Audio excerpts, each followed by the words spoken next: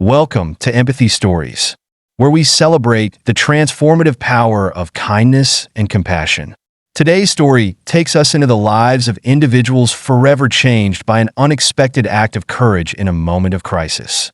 Stay tuned to discover how love, humility, and selflessness can unite and inspire us all. It was a warm evening in the bustling city of Savannah, Georgia, where charm and elegance seemed to seep into every corner. Nestled in the heart of downtown, Magnolia House stood as a beacon of Southern sophistication, its glowing chandeliers visible through the grand windows. The restaurant was known for its exclusivity, attracting the city's elite who came for its world-class cuisine and ambience. Lisa Davis, a young waitress with a quiet strength, adjusted her black apron and stepped onto the polished hardwood floor. She was a woman of striking grace, not in the opulent way of the restaurant's wealthy patrons, but in the quiet confidence that emanated from her. Lisa wasn't just a waitress. By day, she was a volunteer with the Red Cross, dedicating her time to providing aid to disaster victims and offering a comforting presence in moments of crisis. Tonight, however, she was simply a server, blending seamlessly into the background of Magnolia House's glittering decor. As Lisa moved through the dining room, she could hear the familiar hum of affluent conversations, discussions about luxury vacations, stock portfolios, and the latest charity galas. She smiled politely at each table, her every movement precise and graceful. To the diners, she was just another face in the uniform, a mere extension of the service they expected in such a place. That evening, a particularly notable party arrived. Madison Harrington, the wife of a prominent real estate magnate, swept into the restaurant with her entourage of impeccably dressed friends. Madison was the epitome of Southern wealth and privilege. Her presence demanded attention. Her group's laughter, tinged with condescension, filled the air as they were escorted to a prime table by the window. Madison's diamond earrings caught the light as she glanced around the room, her expression one of faint boredom. Lisa approached their table with a warm smile. "Good evening, ladies. Welcome to Magnolia House. My name is Lisa, and I'll be taking care of you tonight." Madison's sharp eyes immediately assessed Lisa, noting her simple appearance. "Lisa, is it?" she said, her tone already dismissive. "Do they make everyone wear those dreadful shoes? Or is that a personal choice?" Laughter erupted from the group, and Lisa's cheeks flushed, but she maintained her composure. "They're part of the uniform. Ma'am, may I bring you water to start? Or perhaps one of our signature cocktails?" Madison's friend, a blonde named Chelsea, chimed in with mock sweetness. "Oh, darling, we don't drink tap water. Bring us your finest champagne, if you even know what that is." Lisa nodded politely, jotting down their request. As she turned to leave, she heard another voice, quieter but pointed. "Can you believe they let someone like her work here? I mean, where do they even find these people?" The word stung, but Lisa had long since learned to shield herself from such comments. She had seen true suffering in her volunteer work, families displaced by hurricanes, children huddled in shelters after losing everything. Compared to those moments, this was insignificant. Still, the cruel remarks gnawed at her resolve as she fetched the champagne and returned to the table. Madison continued her barrage of thinly veiled insults as Lisa poured the champagne. "I hope you're not expecting a big tip for doing your job. People like us actually work for our money." Lisa straightened and met Madison's gaze with calm professionalism. "My goal is to ensure you have a wonderful dining experience. Ma'am, now, may I share tonight's specials?" As the evening progressed, the women grew bolder. Their laughter was laced with malice, their comments more biting. They mocked Lisa's penmanship as she took their orders and speculated about her personal life within earshot. "I bet she lives in some tiny apartment with 5 roommates." Chelsea mused aloud. "Probably waits tables just to make ends meet." Lisa felt the heat rise in her cheeks, but she refused to let their words break her. She carried herself with quiet dignity, focusing on her tasks and refusing to stoop to their level. By the time dessert was served, Madison seemed determined to push Lisa to her limits. "Tell me, Lisa," she drawled, swirling her wine. "What's it like to serve your betters every day? Do you ever wish you had tried harder in school?"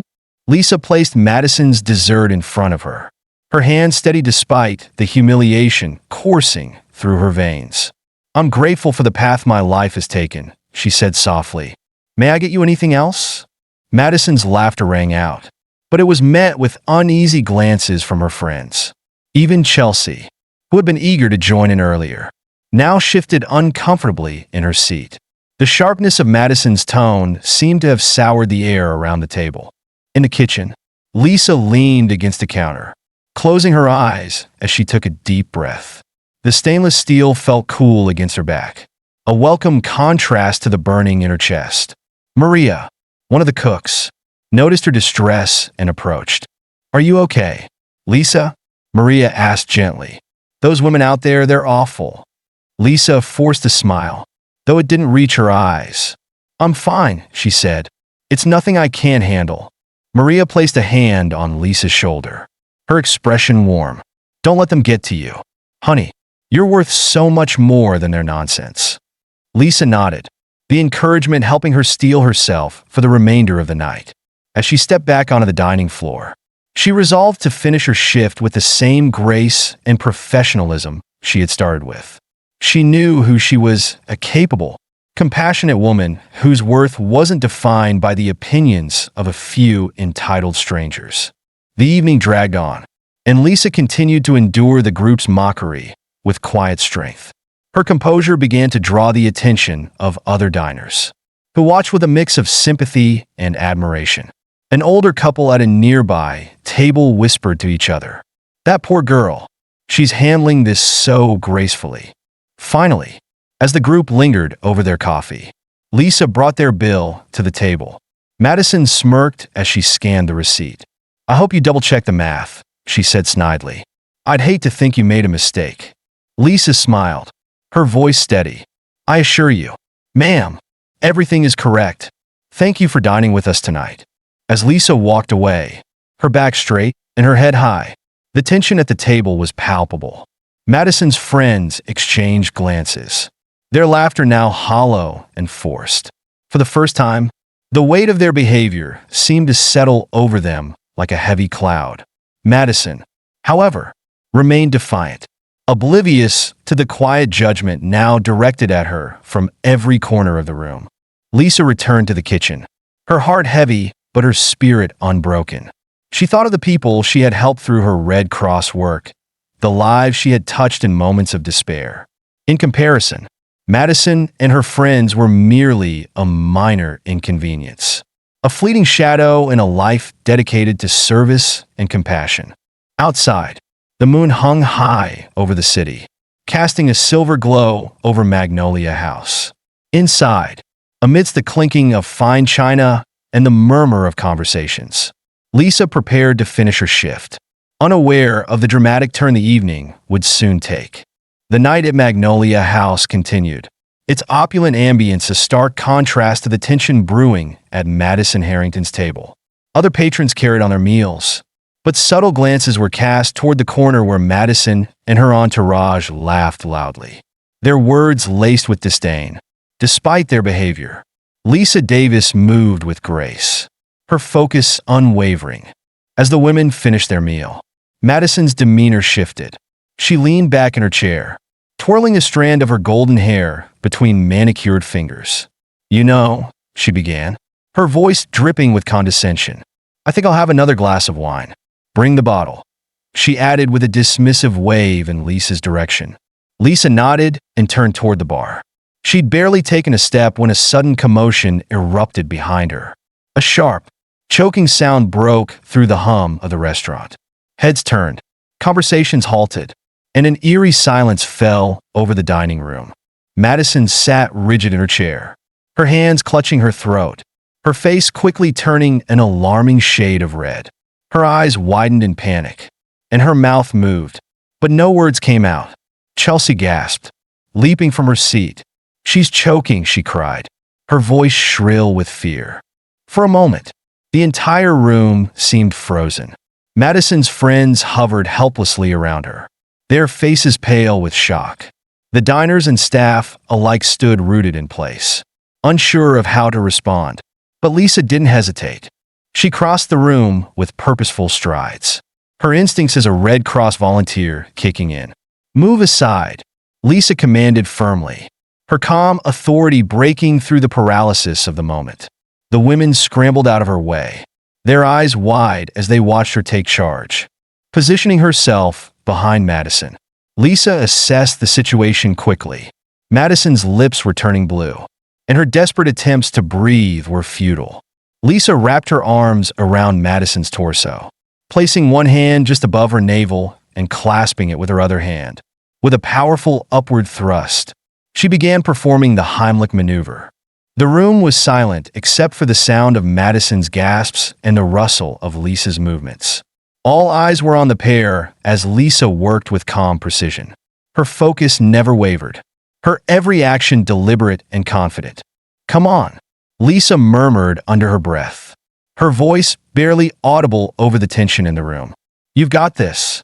After several tense seconds that felt like an eternity, Madison coughed violently. A piece of food flew from her mouth and landed on the pristine, white tablecloth. She gasped, drawing in a deep, shuddering breath as the color began to return to her face. The restaurant erupted in thunderous applause. Patrons and staff alike cheered and clapped, their relief palpable. Madison slumped back into her chair, her chest heaving as she struggled to regain her composure. Her friends crowded around her, their faces etched with concern. Lisa knelt beside Madison, her hand gently resting on her back. "Take slow, deep breaths," she instructed softly, her voice steady and soothing. Madison nodded weakly, her eyes meeting Lisa's for the first time. In that moment, the haughty veneer that had defined her demeanor all evening seemed to crumble. Her gaze was filled with gratitude, vulnerability, and something else, shame. The restaurant manager, Mr. Callahan, rushed over, his expression a mixture of concern and admiration. "Lisa, that was incredible," he said, his voice thick with emotion. "You saved her life." Lisa offered a small, modest smile. "It's part of my training," she replied quietly. "I'm just glad she's okay."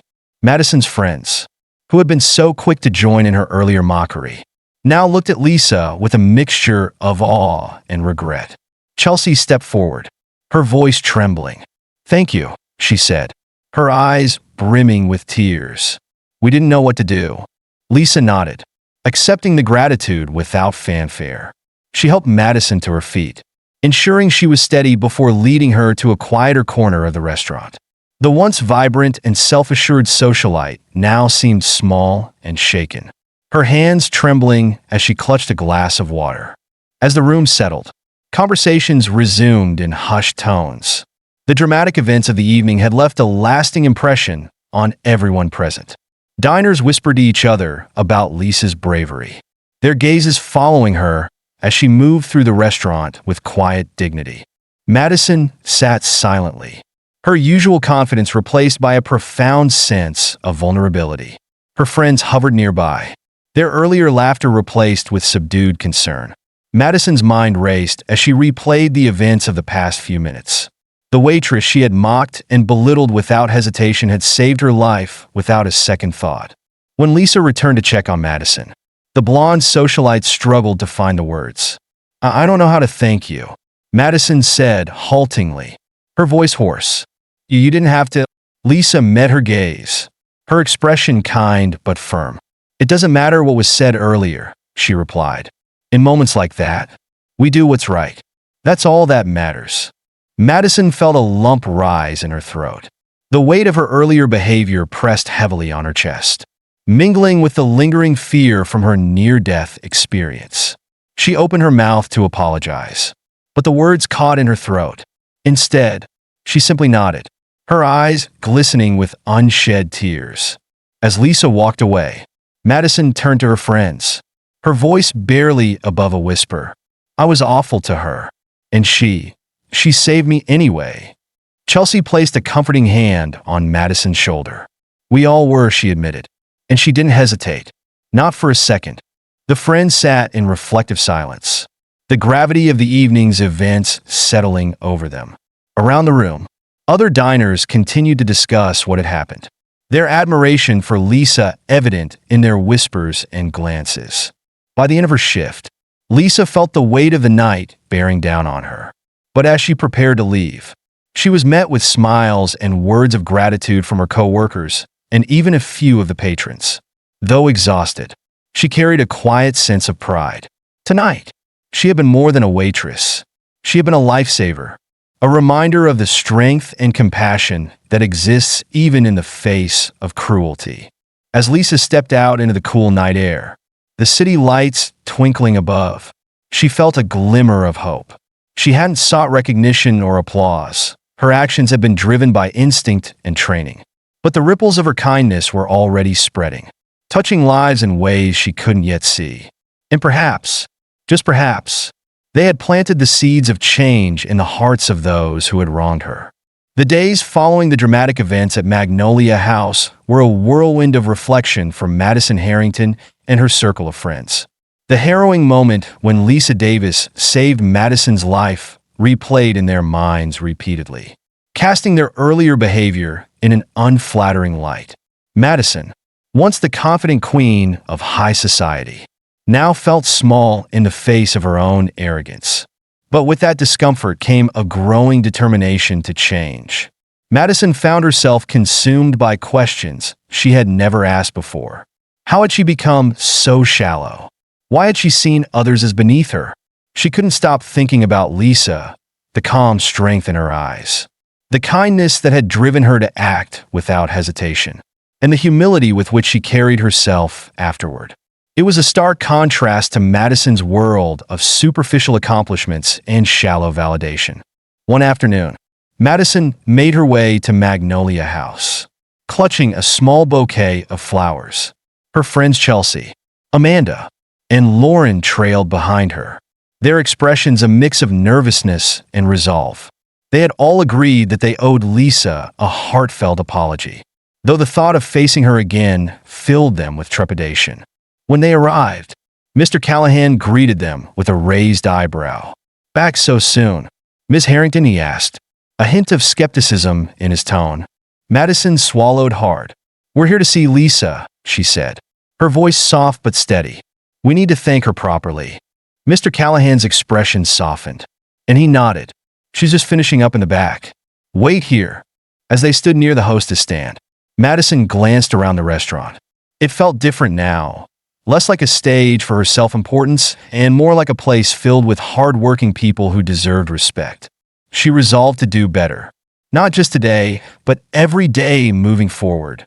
Lisa appeared moments later, her apron still tied around her waist. She looked surprised to see them, but greeted them with her usual grace. "Miss Harrington," she said, inclining her head slightly. "Is everything all right?" Madison stepped forward, her hands trembling slightly as she held out the flowers. "Lisa," she began, her voice wavering, "we owe you an apology. I owe you an apology. The way I treated you that night, it was cruel and unforgivable. And yet, you saved my life without hesitation. I can't begin to express how sorry I am or how grateful I am to you." Lisa's expression softened as she took the flowers. "Thank you," she said simply. "I appreciate the apology." Chelsea chimed in, her voice filled with emotion. "You didn't just save Madison's life. You've opened our eyes to how awful we've been, to you and to so many others. We want to make things right." Lisa's brow furrowed slightly. "What do you mean?" Amanda stepped forward. "We've been talking about how we can give back, how we can use our resources to support people like you, people who are out there making a real difference. We want to help." Lisa tilted her head, studying the group. She saw a genuine remorse in their eyes, a sincerity that hadn't been there before. After a moment, she nodded. "If you're serious about making a difference, there's plenty you can do." Madison smiled hesitantly. "We'd love to help with your work at the Red Cross, or anything else you think is important." In the weeks that followed, Madison and her friends became fixtures at Lisa's volunteer projects. At first, they felt out of place in their designer clothes and perfectly styled hair. Sorting donations at a shelter or serving meals at a soup kitchen was far removed from their usual social events. But as they worked alongside Lisa, something shifted. They began to see the humanity in the people they served. The young mother who thanked them for a warm meal. The elderly man who shared stories of his youth. The children whose laughter filled the room despite their struggles. Each encounter chipped away at the superficiality that had defined their lives. Madison, in particular, found herself transformed. She threw herself into volunteer work with a zeal that surprised even her friends. She organized fundraisers, donated generously, and even started mentoring young women from underserved communities. Slowly but surely, she rebuilt her sense of self-worth on a foundation of compassion and purpose. One day, as Madison and Lisa worked together at a local food bank, Madison turned to Lisa with a thoughtful expression. "You know," she said, "I've spent so much of my life chasing things that don't matter: status, approval, wealth. But this helping people, it feels real. Thank you for showing me that." Lisa smiled warmly. "We all have the capacity to grow, Madison. What matters is what we do with that growth." The ripple effects of Lisa's kindness and Madison's transformation began to spread. Inspired by their example, other members of Madison's social circle started getting involved in community work. Charity events became less about flaunting wealth and more about making a genuine impact. The local community felt the difference, and Lisa became something of a quiet hero, her humility and strength touching lives in ways she never expected. Months later, Madison and Lisa stood together at a gala Madison had organized to benefit the Red Cross. The event was a resounding success, raising funds that would support disaster relief efforts and community programs. As Madison stepped onto the stage to thank the attendees, she glanced at Lisa, who stood in the wings, and felt a surge of gratitude. "This event," Madison said, her voice steady and full of emotion, "isn't just about raising money. It's about acknowledging the power of kindness, the courage to change, and the impact we can have when we choose to care for one another. I've learned that lesson from one of the most extraordinary people I've ever met. Lisa, thank you for showing us the way." The room erupted in applause, but Lisa simply smiled, her heart full. She hadn't sought recognition, only to do what was right.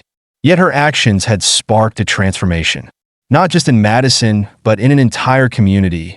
As the evening drew to a close, Madison and Lisa stood together under the twinkling lights of the gala venue. "You know," Madison said, her voice soft, "I used to think I had everything, but now I realize I was missing the most important thing: purpose. Thank you for giving me that." Lisa placed a hand on Madison's shoulder. "You found it yourself," she said. "I just showed you where to look." The two women shared a quiet smile, their bond a testament to the power of compassion, redemption, and the enduring impact of one's selfless act. This journey reveals profound lessons for each character and for us as witnesses.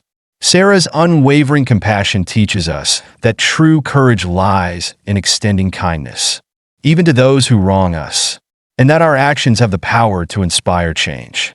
Veronica's transformation reminds us that redemption begins with owning our mistakes and committing to a path of humility and purpose. Amanda learned the importance of introspection, realizing that words can harm or heal, and that choosing kindness is a reflection of strength.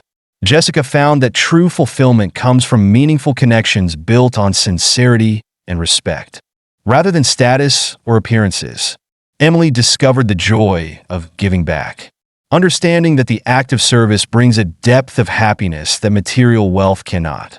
Mr. Thompson's growth highlights the danger of assumptions and the necessity of seeing beyond the surface, treating everyone with dignity and respect.